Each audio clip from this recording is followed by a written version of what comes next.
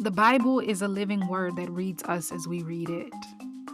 It's a person, a voice that proves that time is not linear, as one sentence can confirm the past, guide the present, and declare the future. You are here. I am here. He is here. We are here right now. In the tomorrow of yesterday and in the yesterday of tomorrow, I thank you for joining today. So we're back. Thank you again for joining. So, last episode, we talked about the big day. After 25 years of holding on to an expectation, God blessed Sarah with their son, Isaac. And it was such a big deal because Sarah, before Isaac, was unable to have children. But God gave them a promise. He gave Abraham and Sarah a promise, and they held on to that promise. Um, However, in the 25 years of waiting, at year 11 of the waiting, they got a little bit impatient, I would say, and they came up with their own plan where Sarah gave Hagar to Abraham. Hagar was Sarah's servant, and Abraham had a baby boy with Hagar, named him Ishmael. So that's another thing we talked about in the last episode was after the birthing of Isaac, Sarah um, strongly encouraged Abraham to get rid of or to send Hagar and Ishmael away. So there was a parting, there was a tearing that happened, I imagine, um, for Abraham having to part ways with his son. And in this episode, something else happens. One day, Abraham's kicking it with Sarah, with Isaac. God speaks to him and tells him in the night, he says, yeah, I'm going to need you to take Isaac, your only son, which is so interesting. I'm going to put a little plug right or bookmark right there because a number of times in this passage, in Genesis chapter 22, God refers to Isaac as Abraham's only son. Hmm. And we know that's not the case. But in terms of how God's math, God's math is so different than our math. But anyhow, God tells Abraham, take your only son, Isaac, to Moriah, and I want you to offer him up as a burnt sacrifice. I want you to offer him. And so I imagine it went something like this. Abraham's trying to get some sleep. He hears this voice from God and he's like, whoa, what? Like, but I waited for him. But you're asking me for him. And I wouldn't have him if you didn't give him to me. Like these are the voices in his head. This is the inner dialogue. Like I wouldn't have him if he didn't give him to me. Like I can't withhold him. Like he doesn't even really belong to me. He belongs to God. God was gracious enough to give him to me. Like, what would that look like if I didn't obey? So anyhow, tossing and turning throughout the night, he wakes up early in the morning, packs a bag, grabs two servants, grabs Isaac, some wood, fire, his knife, and he's about to get on the road. I imagine Sarah asked him, hey, babe, like, what? Where are you going? And Abraham's like, it's cool, babe. I'll be right back. We'll be back.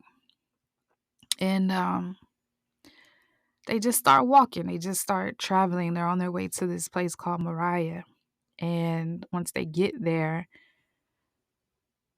Abraham talks to his two servants and he's like, hey, y'all stay here with the donkey and stuff. Like, we're gonna go a little bit further. We're gonna go worship the Lord. So just kick it right here. We'll be back.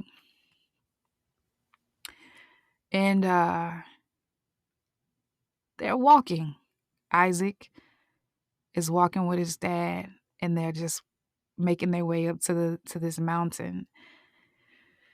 And eventually Abraham, he takes the wood and he just puts it on Isaac's back, like, yo, you're so much younger than me. Like, hold on to this for me. And Abraham is holding on to the fire and his knife.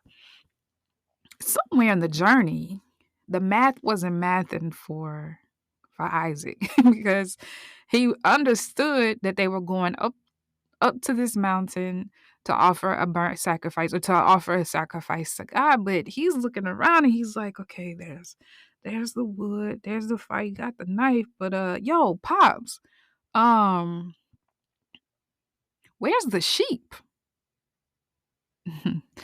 And Abraham tells him, he's like, oh, don't worry about it, son. Like, God will provide. So they make it to the mountaintop. I just, uh, I don't know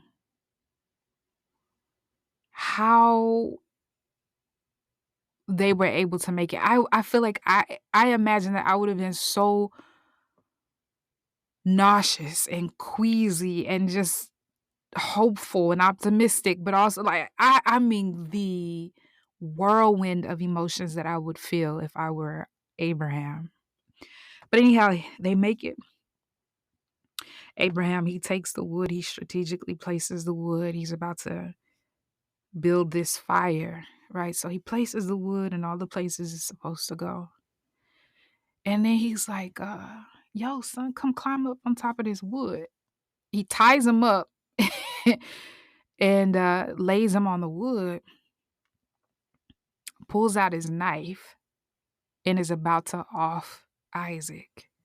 Now, imagine what it's like to be Isaac. You just woke up in the morning and dad's like, yo, we're about to go for a little walk and come journey with me. And they go on this journey and he already has some suspicions. But now his dad ties him up with a rope, lays him on this wood, raises a knife, and is about to off him. And then God speaks to Abraham. He's like, yo, Abraham, don't touch him. It's good. It's good. It's good. You good. You passed the test, bro. Like, you passed the test. You did exactly what I wanted you to do. And Abraham took a deep breath, I imagine, and he's just like, oh God. I probably would have broken down in tears. He unties Isaac and he looks and he finds this ram whose horns were stuck in this bush that was nearby. And he goes and he takes the ram and he ends up offering the ram as a sacrifice in lieu of or instead of Isaac. And they determine right then, like, God, the Lord is our provider. You will hear it said Jehovah Jireh or Yahweh Jireh, which means the Lord is our provider. Because right in the nick of time, they needed something to sacrifice. And rather than it being Isaac, there was the ram. And so after that, God said, yo, you didn't withhold from me. Like, I asked you to give me something that you held very dear to your heart, something that I promised you, something that you waited for, something that would have really emotionally cost you, especially in the wake of the fact that Abraham already had to part ways with Ishmael. Then God asked him for Isaac. And Abraham said yes, whatever it is.